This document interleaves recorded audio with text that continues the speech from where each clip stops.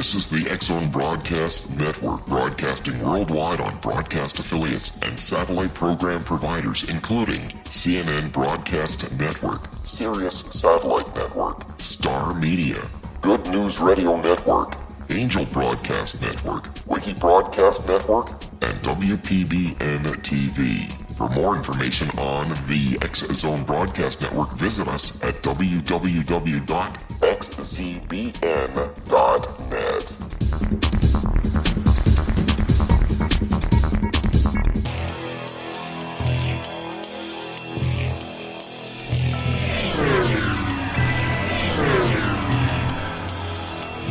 This is A Different Perspective with Kevin Randle. A retired U.S. Lieutenant Colonel, Kevin Randle has been studying UFOs for nearly 50 years. Kevin has investigated some of the most famous UFO cases in the world and has been consulted for dozens of documentaries about UFOs. Considered one of the leading experts into the Roswell UFO crash of 1947, Kevin has written more than 25 books about UFOs, including the recently published Roswell in the 21st Century. Now, here is the host of A Different Perspective, Kevin Randle.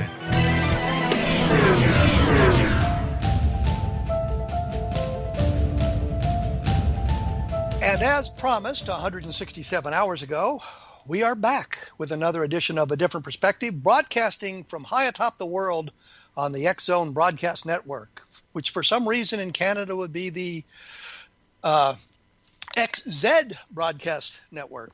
Anyhow, I'm going to be talking with Lance Moody here, I guess a skeptic, you might say. I was also going to point out that back in the olden days of yore, back in the last century, I actually hosted a radio program on KTSM radio in El Paso, Texas, about this sort of phenomenon. And I couldn't get skeptics to come on the program, with the exception of Philip Klass. I had talked to emailed the people at Prometheus Books trying to get guests for the program, and they just never bothered to respond. Phil Klass came on, and I think it was because I knew Phil Klass personally. We'd actually been sailing once on the Potomac River, so he had an idea of what my personality was and what kind of things I would do. And he said, well, I'll get you some guests for the program, but they never panned out. This time I've been lucky. I've had Robert Schaefer on the program. I've had John Shirley, who I think of more as a science fiction writer than a skeptic, but he certainly brings a skeptical attitude to the table. And now we have Lance Moody, who may be much more than a skeptic on this sort of phenomenon. We'll find out that in a few moments. Lance is a film editor and an animator living in Cincinnati, Ohio. He's a longtime skeptic of the paranormal, especially UFOs, and his rarely updated blog is notaghost.com. And I did take a look at that a while ago as I was trying to put this whole thing together. And it's true, it doesn't update it very often. So I am going to welcome Lance Moody to A Different Perspective. Lance, hello. Thank you, Kevin. I really am so much more than a skeptic, but we'll deal with that aspect of me for a little while. I was thinking more of a blog, or not a blog, but a debunker, but we'll go into that later. And I wanted to kind of get here in the beginning, before we run out of time, which is what's driving me here. What tripped you over into skepticism? Did you ever kind of believe in UFOs being alien craft, believe in the paranormal, or were you always sort of very skeptical? Oh, I was very open to it, particularly around the time that Close Encounters came out, when I was probably 16 years old or so, 17. Around that time, I had a telescope. I was very open to the idea of what we saw in that great movie, that might be a possibility. And it was really, I sort of became a skeptic. In the next decade, I began to become a skeptic. I read Martin Gardner's book, Fads and Fallacies in the Name of Science, and James Randi had a book called Flim Flam, and slowly those things pushed me more into skepticism. Well, what's interesting is back around that same time, and the Close Encounters, of course, opens with the discovery of the missing Flight 19 from the Bermuda Triangle. And right. Prometheus had done a book called The Bermuda Triangle Solved. And at the time I picked up the book, I was a believer that something mysterious was going on in the Bermuda Triangle. And I thought, you've got to know what your enemies are saying. And his book convinced me that there was really nothing to the Bermuda Triangle other than sort of a manufactured mystery. Right. Which I thought was kind of interesting because I approached it from the idea, there is a mystery there. There's something strange going on. And his research was so detailed that it pushed me into the skeptical, skeptical realm on the Bermuda Triangle. Right. And that really is a great book. It really does make clear a lot of times that the stories have their own legs. They make their own gravy. So the stories can continue on even with absolutely nothing to support them. Well, we're going to have to break here in just a moment. I will say this. I was back when I was an Air Force intelligence officer, I was a member of the 928th Tactical Airlift Group based in Chicago, and our parent organization was the 440th Tactical Airlift Wing in Milwaukee. And they had lost an airplane in the Bermuda Triangle. So I asked them about that. I mean, I'm right there on scene and I can talk to the people. And they said, we found the wreckage. You want to see part of it? We got it down in the hangar. So, I kind of moved that out of the realm of the disappearance in the Bermuda Triangle. Anyway, we're going to have to take a break here. We'll be back with Lance Moody. We'll talk about skepticism, where it's going, and that sort of thing. And as I always say, I'll have more information on my blog at www.kevinrandle.blogspot.com. Hope you got it over that stumbling. We will be back right after this.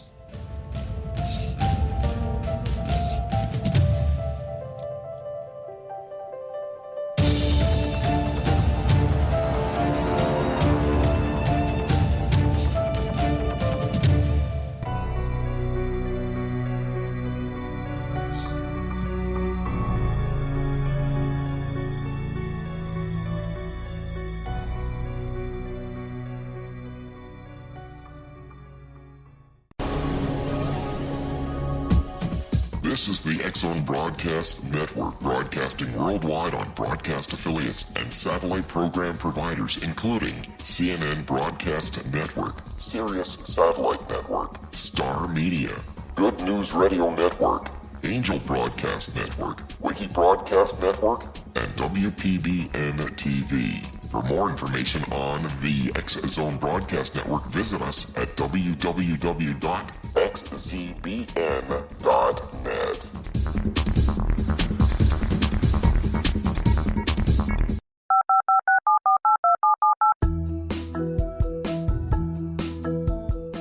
Did you know that when you're on the road with limited data or Wi-Fi, you can still listen to the X-Zone Radio Show with Rob McConnell, The Science of Magic with Gwilda Wiyaka, X-1, Dimension X, Space Patrol, and every minute of the X-Zone Broadcast Network by calling 213-401-0080, courtesy of Audio Now. No smartphone, app, or internet needed. It saves your data plan, and it's free if you have unlimited minutes. Call 213-401-0080 to listen on any phone, anytime, anywhere. Remember 213-401-0080 for the best of the paranormal, parapsychology, and sci-fi radio programming anywhere, 24/7, 365.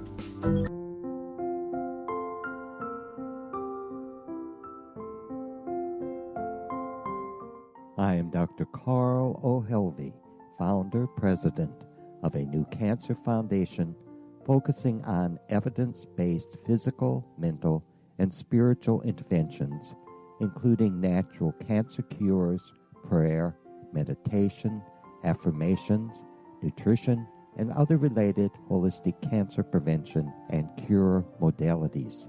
These are used in cancer education, research, and financing care.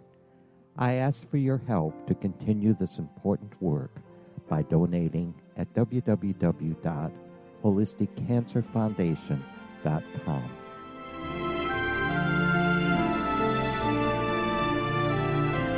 Hello, I'm Pete Marsh. With my daughter Justina, we will be presenting the new radio show, Too Good to Be True. If something seems too good to be true, it usually is. But with the help of Justina's amazing gifts, we're going to gain insight into questions that don't yet have complete answers. Have you wondered who built Stonehenge and for what reason? Why are crop circles found in the same region as Stonehenge and elsewhere? Are crop circles a hoax, or are they created with technologies that we have little knowledge of?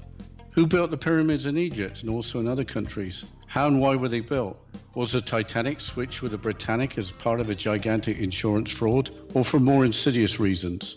What caused the Tunguska event when trees were flattened over an 800 square mile area in Siberia? Will the new insights be too good to be true? Well, that will depend on what you are prepared to believe. Please join us as we start on this journey together. For more information on Too Good to Be True, visit www.xzbn.net. Little children aren't the only ones afraid of the dark. Millions of soldiers return from war zones with PTSD, anger, frustration, fear, and loneliness, much of which surfaces during the darkness of the night. You have the chance to change the lives of these American heroes. Songs and Stories for Soldiers.us provides free MP3 players for these men and women. With a list of 3 million songs in 16 different styles, 100,000 audiobooks, and 30,000 old-time radio programs, every veteran can find something to soothe and comfort them at no cost. All our players contain an 8-hour audio program designed to help veterans fall asleep.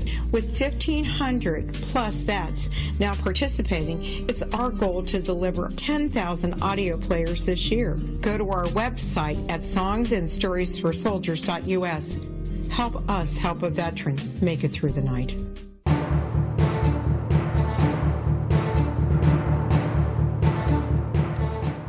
And as I promised just minutes ago, we would be back with Lance Moody. He hasn't gotten angry and hung up on me yet. Not yet. There you go, not yet. So I'll see what I can do to facilitate that. We were talking about skepticism in your evolution into skepticism. A couple of books that you read. Was there a UFO sighting that you thought was really great that kind of moved you into the skeptical realm when you learned more about it? How did you get from kind of a belief from close encounters to your skepticism over a span of a decade?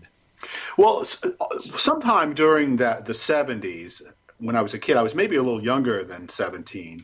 I was on my bicycle and I was riding, and I looked up in the sky and I saw this amazing thing in the sky. In my memory, it was huge, and it looked kind of like a window in the sky. And I kept riding my bicycle, and I saw some guys and girls that were gathered around looking up at it. And I drove up there and began talking to them, and they told me what it was. It was a laundry bag, that very, very thin plastic. And the laundry bag, they made a cross with balsa wood and put candles along that cross to make hot air, and that filled up with hot air, and this big plastic balloon floated up in the sky, and of course it was lit up by the candles, and it's really amazing how your brain sort of fools you into thinking about things you see in the sky in a way that really they aren't, that they aren't as big as they seem. They aren't moving as fast as they seem, and so that was. But I found out what that was quickly. So maybe that was another aspect of things that pushed me into skepticism. But in the 1990s, I decided I got interested in this guy named Otis Carr. Now, this is before I really knew much about UFOs. I was just more like a general skeptic, and I got interested in. Are you familiar with Otis Carr at all? I know of a Carr, but I'm not sure we're talking about the same guy. Was he the one that was promoting the Aztec UFO crash, or is that a different guy? He might have vaguely had something to do with Aztec, or later on people somehow connected him to Aztec. But he was a guy who in the late 50s began appearing on Long John Nebel's radio program. And he claimed that he had been friends with Nikola Tesla when he was a clerk at a hotel in New York. And that Tesla had given him some secrets, some important technological secrets, and he had the secret to building a flying saucer.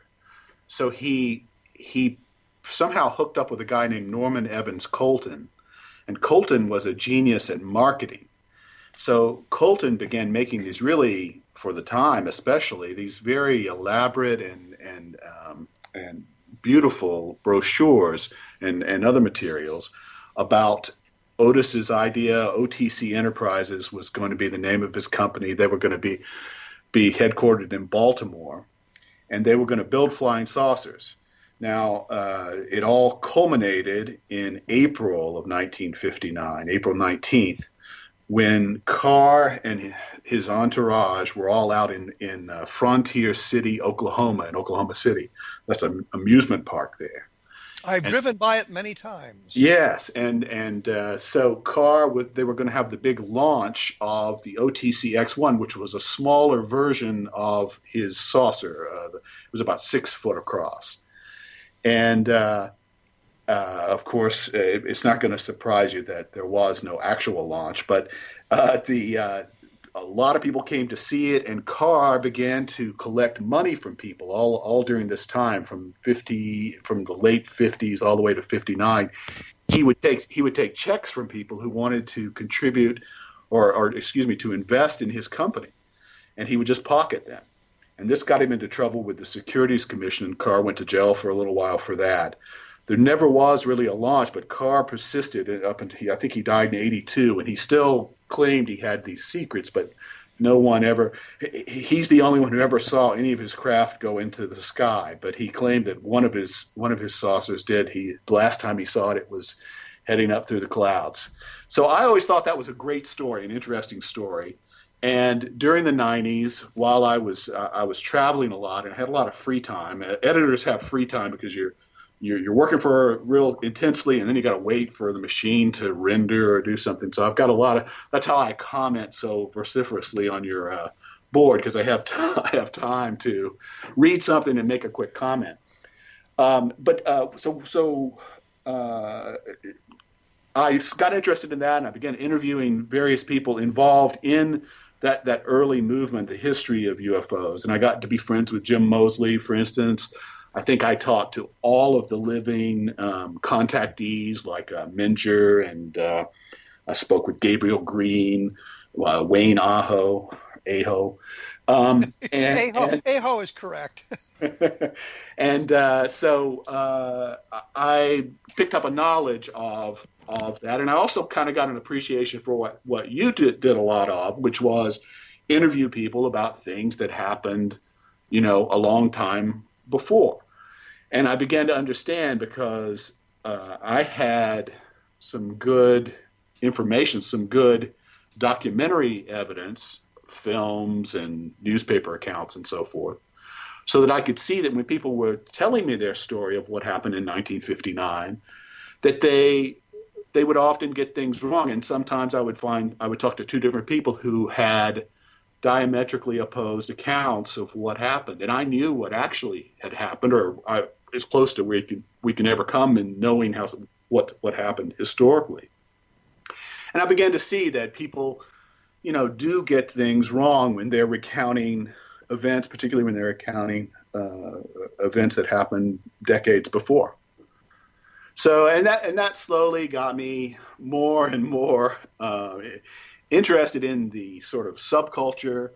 Jim Moseley sort of covered that in his newsletter, Saucer Smear. He was, he covered the people and the personalities that were involved. I got interested in that and had fun with that.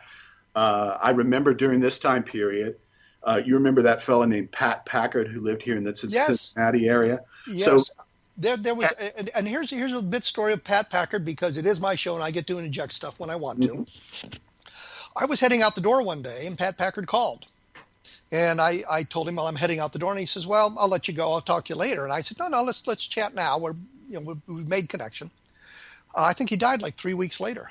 Yeah. He died really young. He died really young, and I was always very glad that I took the time to talk to him, because that was the last time I had a chance to chat with him.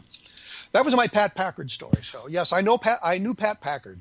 Yeah, he was a very nice guy. He was very invested in Roswell, very interested in Roswell, and he got me interested in it.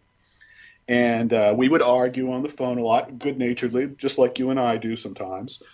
And so that became part of, you know, my interest in being a skeptic and so forth. And then I think a lot of the stuff that I write online or whatever is just due to just an undeniable mean streak that I have where I can't. I was going to point that out, that oftentimes on the blog you get really snarky. And I could never understand it, because when you and I would chat on the phone, I mean, you always came off as a nice guy. And I've talked to other people you've talked to on the phone. Right. And they said, well, you know, he's really kind of a nice guy. And we could not understand why you would be so mean-spirited on the blog. I mean, I refused to post some of the things because I thought they were extraordinarily mean and unnecessarily mean. Take a few words out, change a word around here or not, it was fine, but it just was unnecessarily mean. Oh, well, sometimes I make them extra mean, and because it's just you. I don't intend that it actually gets posted, but I wanted you to see just how mad I am.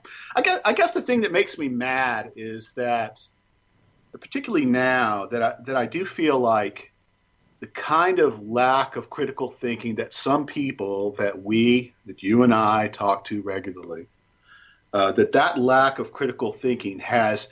I used to think UFOs were just a completely harmless topic. They're a subculture, and it's a harmless topic.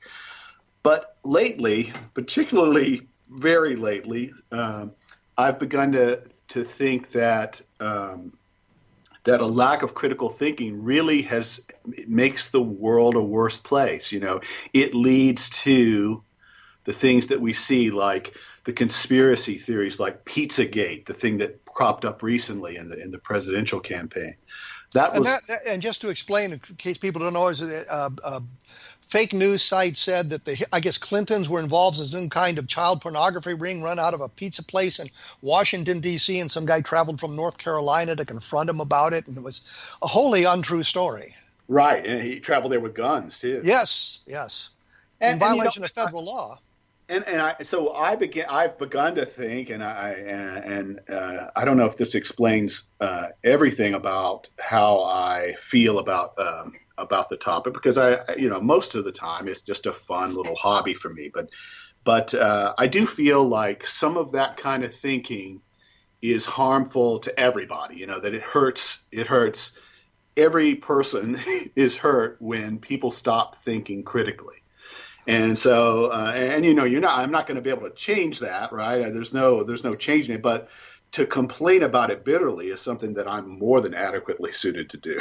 but part of the problem isn't necessarily the lack of critical thinking, but you're impinging upon their belief structures. Right. Some people are so heavily invested in this, and the best example is a woman in Utah who said that she'd seen a craft and the window in it and the alien creatures behind it. The next day she was out there with Frank Salisbury, and they saw the same thing. And he said, is that what you saw? And she said, yes, that's exactly what I saw the night before. And he walked over to a copse of trees or something and found this is what sparked the memory, launching those hot air balloons, the laundry bags with the candle on it. And he said, were you guys here last night doing it? And I said, oh, yeah, we were here doing it last night. And so he went back and he told her what it was. She said, no, that's not what I saw. She had just told him that's exactly what I'd seen. And now she's saying, no, that's not what I saw. It was her belief structure that was so firmly embedded in her mind that there was no convincing her that she had seen the hot air balloon. She wanted to see a flying saucer so badly. So that may be part of the problem. It's not necessarily a lack of critical thinking, but being so invested in the belief structure that you get caught up in this. Have you ever seen one of those things, one of those bags with the candle? I confess that when I was living in Aurora, Colorado, I should say. Denver, I always say Denver because people don't know where Aurora is. Friends of mine and I did launch some of those things. Yeah. Well, I don't know what the difference is, because you saw it, you knew it, you got to see it from launch, right? I just don't know. I think personally that there is some kind of trigger in your mind when you see something in the sky as to how you respond to it. So if you see something unexpectedly in the sky, it can be it can be an event that you can't necessarily explain rationally later. I did my belief structure. I did my PhD dissertation on belief structure and the identification of ambiguous stimuli, which would be just exactly what we're talking about, the laundry bag being an ambiguous stimuli, and discovered that if you believed that there was alien visitation, you would interpret it that way. If you believed in ghosts, you might interpret it that way. If you had other belief structures, you would interpret it in those fashions. We're going to have to take another break here real quick. When we come back, I want to talk to you a little bit about Roswell and some of the things going on there, and we can maybe delve into belief structure a little bit more if you're so desire. Sure. And as I say, there'll be more information at www.kevinrandle.blogspot.com. So we will be back right after this.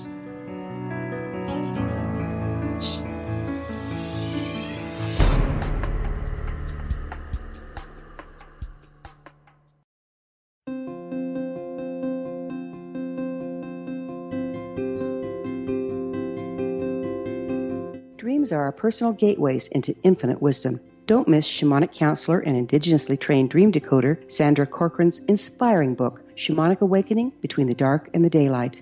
This remarkable work chronicles Sandra's 35 years of experience with diverse wisdom keepers and her initiations throughout the Americas and across the British Isles, Turkey, Greece, and Egypt. Sandy's knowledge of symbology, psychology, and myth influence her dream blog and workshops. Sandy offers private tarot readings, international journeys, a meditative CD, as well as her book, Shamanic Awakening, to encourage you as you navigate this earth walk, creating a deeper connection to yourself and all that is. Find this and more at Sandy's website, starwalkervisions.com.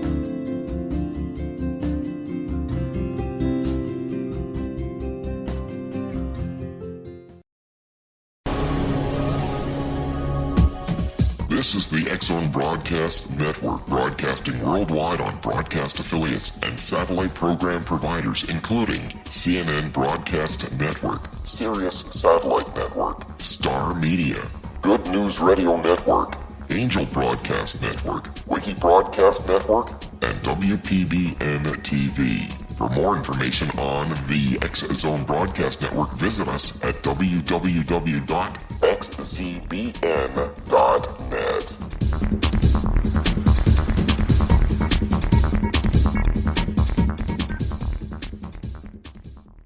How would you like to be able to read other people's minds? Well, the next best thing is here. When you know how to read a person's name, you know how the person thinks, feels, and behaves. Each letter in our name holds a key to unlock our true essence. Our name contains both our gifts and challenges in this lifetime. Mnemology science discovers personality secrets hidden in the placement of the letters of our names, including the first and last impression people remember about us. Sharon shows us how to interpret the arrangement of letters as outlined in her book, Know the Name, Know the Person.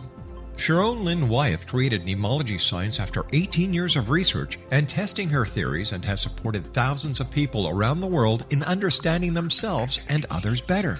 You'll enjoy Sharon's unique teachings as she shares her system to learn the gifts behind your given birth name. Even if you don't like your birth name, there are jewels in this book. If you're thinking of changing your name, ready to name your child, or wanting to get along better with others, this is the book for you. If you'd like to improve your relationships and change your life for the better, get the book today, Know the Name, Know the Person, or visit www.knowthename.com. That's www.knowthename.com.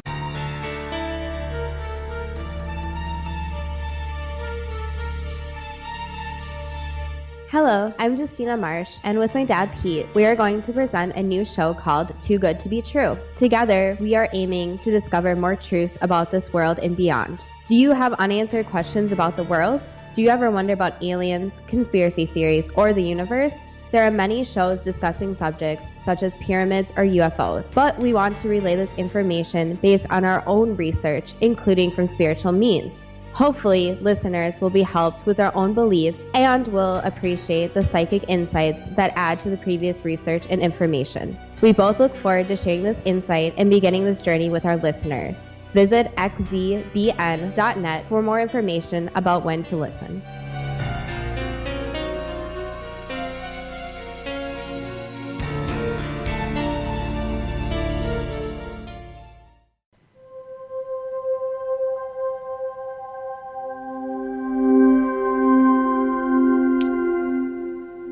never really sure why it's necessary to say we're back, because we are in fact back, but I've noticed everybody does it, so we're back. I'm joined by Lance Moody, whose blog or website is called notaghost.com, which he updates periodically. Maybe we can inspire him to put something on the blog now to update it a little bit. And we were talking about skepticism and how he became a skeptic and how belief structure sometimes affects our identification of ambiguous stimuli. So did you want to run some more with that? Well, one thing that came to mind is that in the history of cases, particularly sort of famous cases that we've discussed, there's often this idea that a person sees something and they claim that it could not be the prosaic explanation that's offered, like, for instance, a meteor or Venus or the moon. But then you also notice that in their report, and this is not in every case, right? But this is in some cases, is that they never also see the prosaic thing. In other words, they see the flying saucer go by, but they never notice the meteor. Or they see the flying saucer hanging over their house, but they didn't notice the moon there.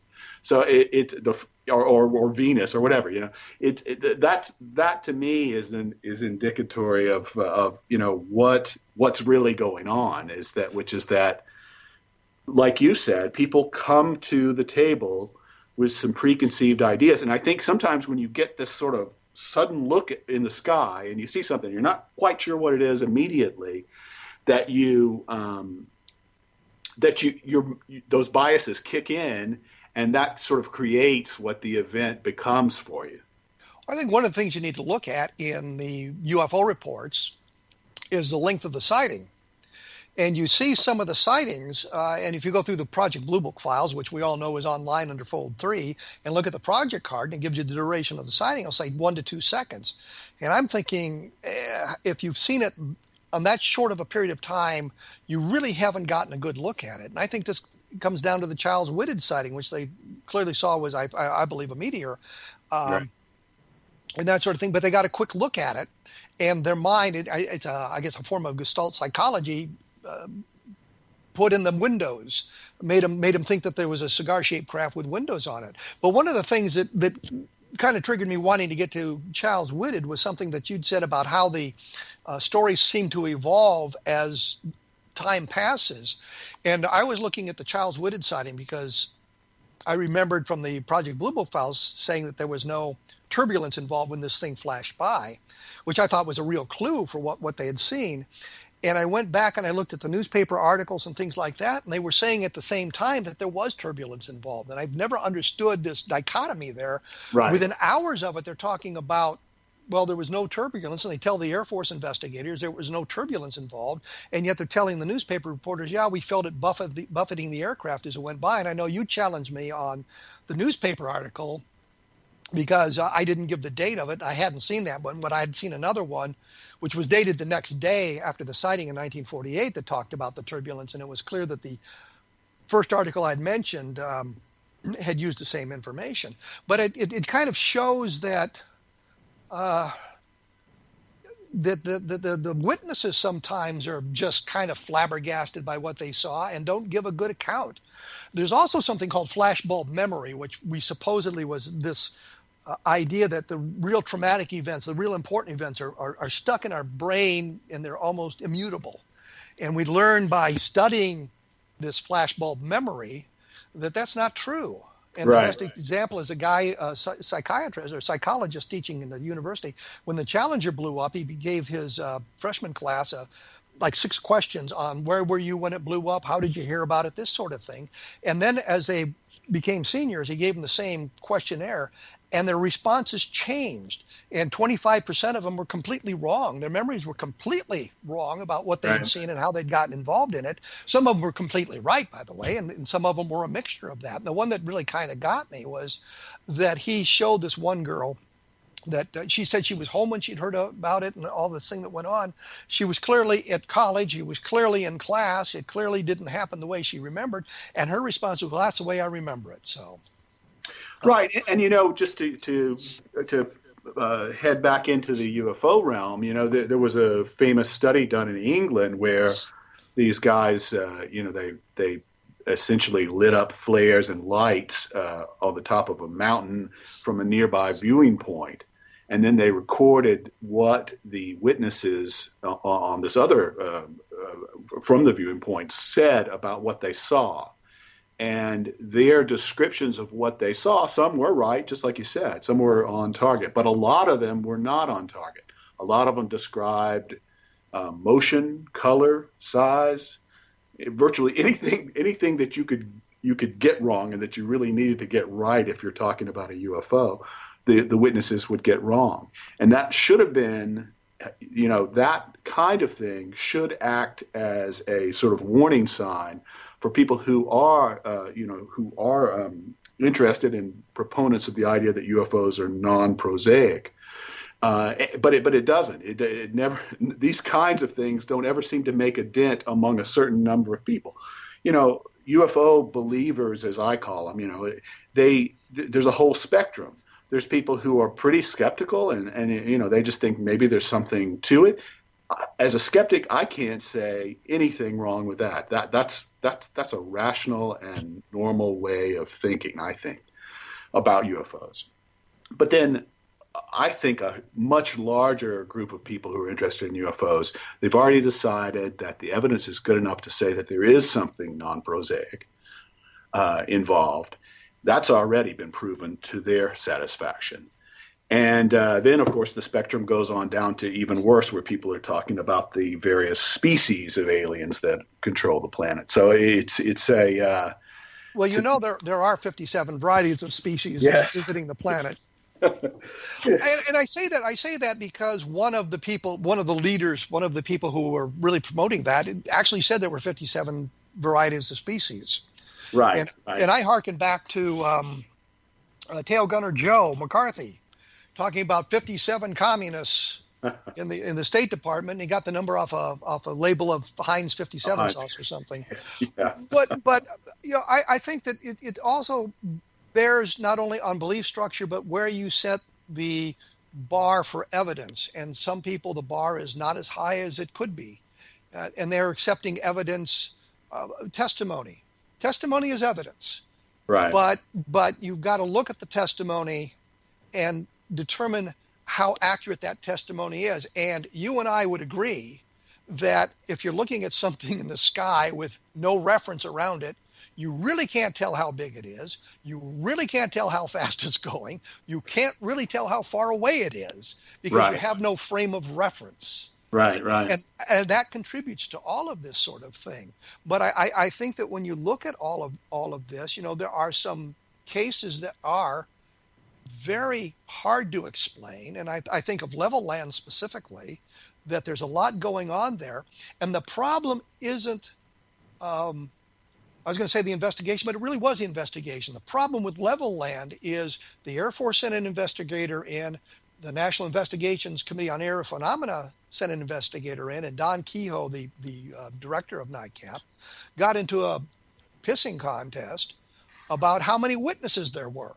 The Air Force says there's only 3 witnesses. Kehoe is saying there were 9 witnesses. They're calling each other liars and cover-up. Mm-hmm. And if you go through the Air Force file and the other documentation, you find out there were witnesses actually at 13 separate locations that witnessed the phenomenon.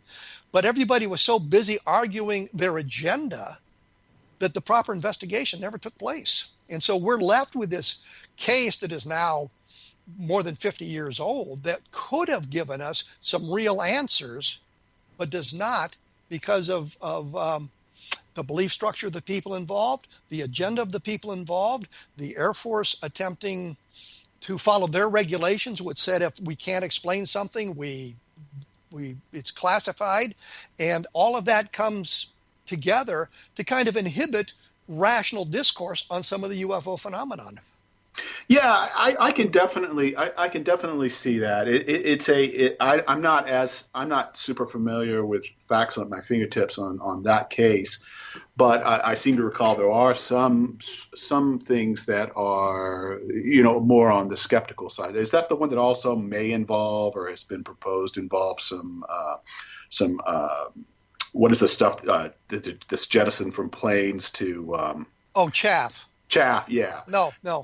It's not the same case. No, this took place on November 2nd, 1957, and the thing was seen close to the ground. The people talked about it stalling their car engines. Oh, yeah. And the thing that I got about that, and I realize time is running from us, but the thing I noticed about that, the Condon Committee rejected the idea because some woman had said that had happened to her, and they said, well, we can't figure out any way that would happen. But I went through all the cases that Mark Roediger listed in his study of the electromagnetic effects, stalling of car engines, dimming of lights, and all of that. Right. And the idea was that the UFO suppressed the engine, the electricity going through the engine, keeping it running in some fashion. And then when you remove the electricity, the engine started spontaneously. But what I discovered is that you can't really draw that conclusion, because if you go back and look at it, they will say, well, the car started normally, or, I was able to start the car. So it's clear that in the majority of those cases, to get the car engine started again, the driver had to initiate the action. So there's things like that going on that would be wonderful to study. We can't do it now because it's 50 years old, but they were so busy arguing about it that sort of study was not done. And that's the case in a nutshell. Well, I wish I had that, more of a knowledge of that. I do know a little bit about the Roswell case. Are you familiar with that one at all, or? I don't know what you're talking about. Okay. Roswell, is that Georgia? Roswell, Georgia? I have a nodding acquaintance with Roswell. I thought you might. What did you want to mention about Roswell? Well, to me, I've watched your sort of evolution and your feelings about Roswell over time. Mine have remained rock steady, but I think yours have changed over time somewhat. Your opinion is tempered on that case, and I applaud that. Eventually, I'll get you to where you'll be able to say that there's nothing to Roswell. But that case, of course, has become it's essentially modern day mythology, and you had a big role in creating it. You know what I mean? You and Stan Friedman and a few other people all were part of the creation of what really has become a legitimate, bona fide mythology. And so, in other words, it appears in motion pictures and things like that. Things that you first wrote about have become, they'll go on it's conceivable that they'll go on for a very, very long time, that people will talk about Roswell. Well, let me break in here, because I get now to promote the book by saying the evolution of my thought is laid out extensively in the book Roswell in the 21st Century, with some 1,000 footnotes in it on how the information was gathered and where it all came from, and how my thinking has evolved over time about this case and why I've gone in the direction I have. But we're also going to have to take our break here, and we're coming back, and we only have 12 minutes, and I'm not sure what we can get done in 12 minutes here talking about this. And we will have more information up there, and a link to the program if you want to listen to it again at www.kevinrandle.blogspot.com. And Lance and I will talk about, maybe we'll even talk about Project Mogul, although I might be able to divert him from that conversation. But as I say, we will be back right after this with more with Lance Moody and the Roswell UFO crash.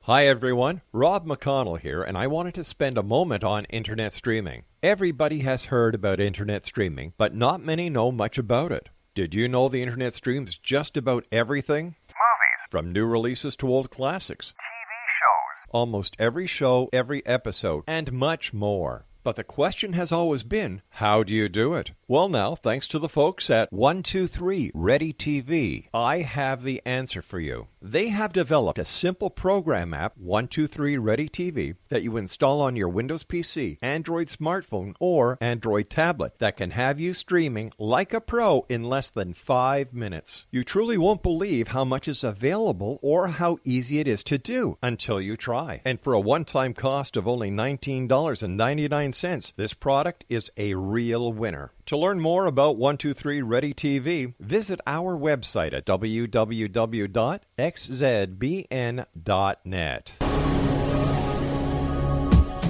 This is the X-Zone Broadcast Network, broadcasting worldwide on broadcast affiliates and satellite program providers, including CNN Broadcast Network, Sirius Satellite Network, Star Media, Good News Radio Network, Angel Broadcast Network, Wiki Broadcast Network, and WPBN TV. For more information on the X-Zone Broadcast Network, visit us at www.xzbn.net.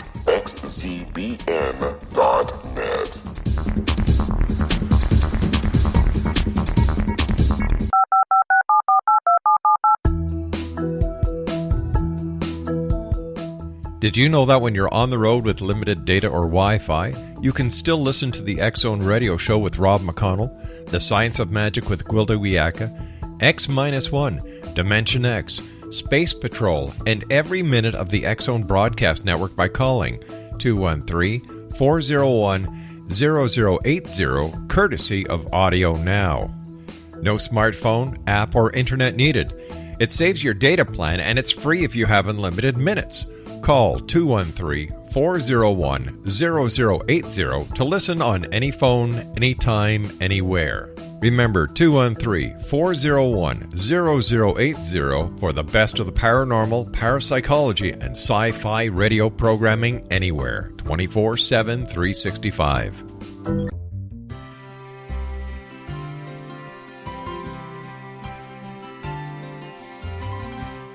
True healing must address 4 levels: physical, emotional, mental, and spiritual, for us to live joyful and productive lives. We tend to treat 3 of the 4, leaving the spiritual languishing. If you're tired of the same dysfunctional patterns cropping up in your life, Soul Balancing is for you. Trixie Phelps, owner and founder of Soul Balancing, is a naturally gifted energy healer trained in numerous esoteric forms, including shamanism. Trixie has created a powerful modality that safely and effectively clears your energetic field. A Soul Balancing session can remove interference, heal trauma, and restore your hope. Contact Trixie for a life-changing long-distance session today, www.soulbalancing.world.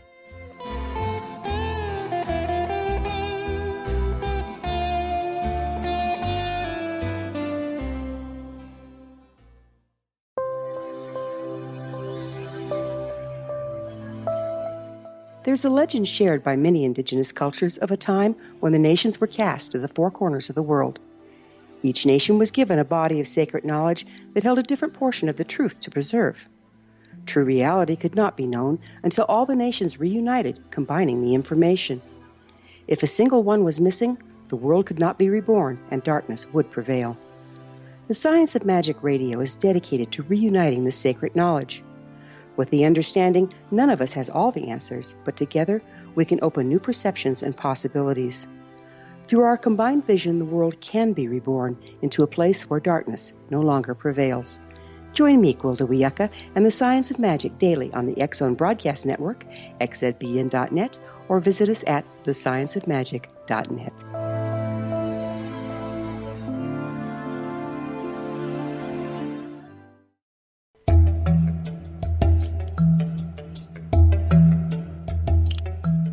I am joined by Lance Moody here. We've sort of hit the spectrum of UFO cases and skepticism. He brought up the topic of Roswell, which I'm somewhat unwilling to do simply because I think it maybe permeate the show way too much. But the one thing I wanted to say, Lance, is when I began the investigation of Roswell, I was of the opinion that most people you would talk to about these sorts of things would be telling you the truth as best they could remember it. Mm-hmm. I was not prepared for the number of people who would absolutely lie to you about it. Right. And we would meet people like Frank Hoffman. And Frank Hoffman seemed a nice guy. Every time we were in Roswell, we'd go to breakfast with him and that sort of thing. And we'd chat about the case, and he'd tell us how he was involved in all of that sort of thing. And he'd produce documentation to show us that he was telling us the truth. I was not prepared for him to turn out to be not telling the truth at all. I mean, he said that he had retired or had left military service as a master sergeant, and he showed us the documentation that sort of proved that. We didn't bother to go to St. Louis to gather the proper records. I mean, why would a guy forge his military separation paper, for crying out loud? after we discovered some discrepancies there, we began to look, and we got his original discharge paper and found out he'd been a staff sergeant. He hadn't been trained in intelligence. He had been an admin clerk, and that's what he was doing at the base in 1947. We asked Walter Hott, what about Frank Kaufman? And Don Schmidt and I were standing there right in front of what used to be this big bank across from the Greyhound Depot in downtown Roswell. He says, everything Frank Kaufman tells you is golden. Well, that kind of ruins Walter Hott's credibility, because if Walter Hott was as deeply involved as he claimed, he would have known that Kaufman wasn't. Right. So we began the investigation assuming these people would be telling us the truth, and we're looking for corroborative material from the various sources linking to one to the other. And it wasn't until later. And I mean, we started in 1989, and I think the first book was published in 1991. So we had not completed the investigation. We're trying to fund this investigation ourselves. And the advance from the book helped do that sort of thing. But we were not prepared for the people to be lying to us as much as they have. And I think that on the blog, and here I have a chance to promote it again, www.kevinrandle.blogspot.com. And in fact, there is just a new one up about a guy who claimed to have seen the whole thing, and I don't believe him. Right. And what's really funny about this is he's describing the scene from where he's standing, and I recognize the description. It's a picture from our book, Truth About the UFO Crash at Roswell. I mean, I know, I took the picture, and he's describing the scene from that point of view. So I know the guy's not telling us the truth, and he's kind of glomming on to Kaufman's story. So by looking at that and discovering that some of these people aren't telling us the truth, some of the people are attempting to tell us the truth as best they can remember it, but all the other information that has hit them over the years has kind of permeated their stories, and they incorporate it into what they're telling us. So the story has become skewed that way. There was some sort of an event at Roswell. It may have been extraterrestrial, but it's beginning to look more like there's going to be a solid terrestrial explanation for it. There's still some things that I can't quite explain, and that would be the stupid press release and some of the things said by some of the officers. And I'm not thinking of Jesse Marcel here, but more like Edwin Easley, who was the provost marshal and told me the craft was, basically told me it was an alien craft, an extraterrestrial craft. So I'm kind of still hung up on those sorts of things. And there's really nothing that Easley said that is contradicted.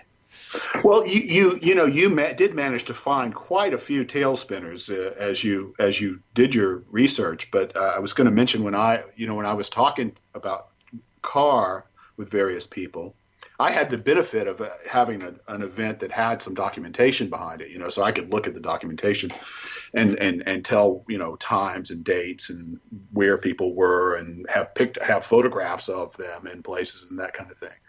So, like, for instance, when I spoke with Howard Menger, he began to tell me a story. And by the time he was done, he was in the middle of the Otis Carr thing. And I knew that he'd never even been, he was nowhere near, he wasn't in the same city, he wasn't anywhere near the events that he was describing. So there's just a whole set of, I don't know if it just happens when you get older and retired. Perhaps you could tell me, but you start. Thanks a lot. but you could. And that's all we have from Lance Moody today on the program. People start spinning tales. You found Glenn Dennis, whose stories, I didn't believe from the beginning. And really, you got to get down to it that Marcel, there's plenty of evidence that Marcel himself was spinning tales. I don't think in these cases it's necessarily a factor of old age. Right. I think there are other factors involved in it. But the problem that I see with some of this is, people wanting to be more important than they are, so they've injected themselves into this story. Marcel clearly was a spinner of tales, and if you read Linda Corley's book about it, you see some of those things developing. But there are others. We were trying to cross-check the things. We had a yearbook that was published in November of 1947 that gave us a list of the people who were assigned to the base during the summer of 1947. And so if you come to me and you say, well, I was at Roswell in 1947, I look you up in the yearbook. And if you're not in the yearbook, I'm thinking, well, okay, I've also got a base phone book that allows me to check. And there's people who were not in the yearbook that are in the phone book. from 1947, and we've got the city directory. So we can look all those things up. So if you pass those tests, you were in Roswell at least, then there's a possibility you may have seen something at the time, or you may have heard something about the time. And well, I know you've lamented the fact that it's hard to, in fact, impossible to find anything documentary-wise that that underlines or supports the story for you. I remember when I got your book, I got it from you directly. Your second book with Don Schmidt, when you were here in town for Pat Packard. I bought the book. And it's like the third page, you start talking about the Nun Diaries. And to me, immediately, I look for things that are like binary. They're like, this could be real or not real. This could be settled or not settled. There's the same thing with like the Roswell slides, which we're not going to talk about, but it's the same thing. You could find out about that. You could get an answer for that. And so when I saw you talk about the Nun's Diaries, I thought immediately, well, there's something that's from 1947 and supports the story. Yes. That makes it super interesting. And that's why I dogged you for all those years about the Nun's Diaries, because it is an actual piece of documentary evidence as opposed to people's memories. And I know you've looked all over for things like that, a diary that talks about the roads all being closed down, or anything that would support the story. But and I've heard you lament there just isn't anything like that. With the Nun's Diary, we had a special forces officer who introduced us to a nun who told us about the diaries. Right. And then my impression was that Don Schmidt had gone to Oklahoma City and seen the diaries. Right. And I talked to him about that. He said, yeah, he'd seen the diaries. He now says, no, I didn't see the diaries. He just traced them to. And when we began the latest investigation, I said, one of the things we've got to do is find the diaries. And I was practicing with my iPad, taking pictures of books and things like that, so that we could photograph that, because I thought the diaries were there.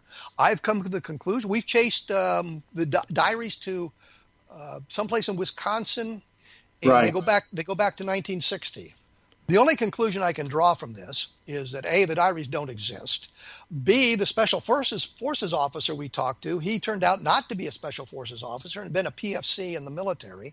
And I'm not sure whether the woman was really a nun, had been a nun, or anything about it. But we had different people telling us about this, and I was under the impression the diaries had been seen by Don. So, that's why the thing blew up. I had fully expected us to find the diaries in the ultimate Roswell book, which I now think of as Roswell in the 21st century. There would be a picture of the damn diary there.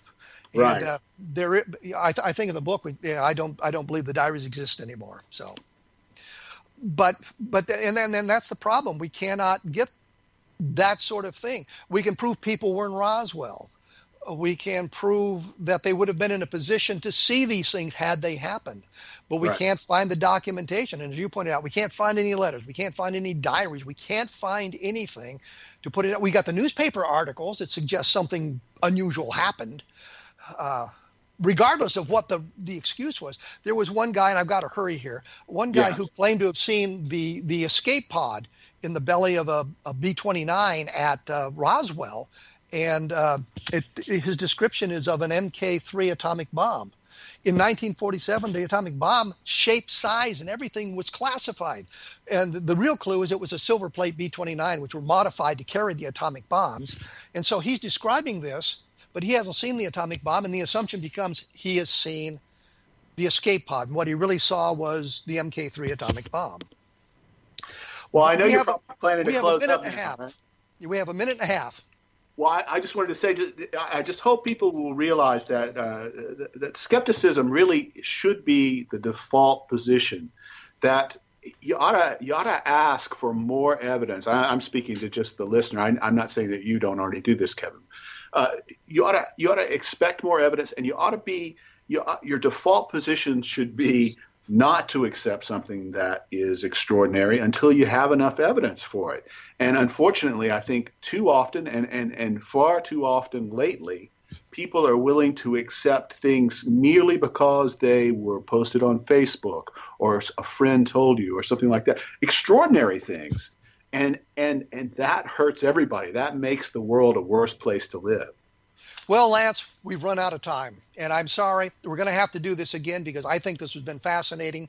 We learn a lot about skepticism and where the skeptics come from, and you're absolutely right. We need to incorporate skepticism into our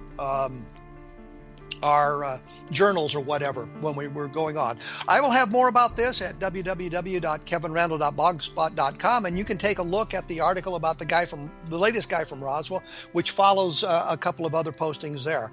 We will be back in 167 hours with more in a different perspective.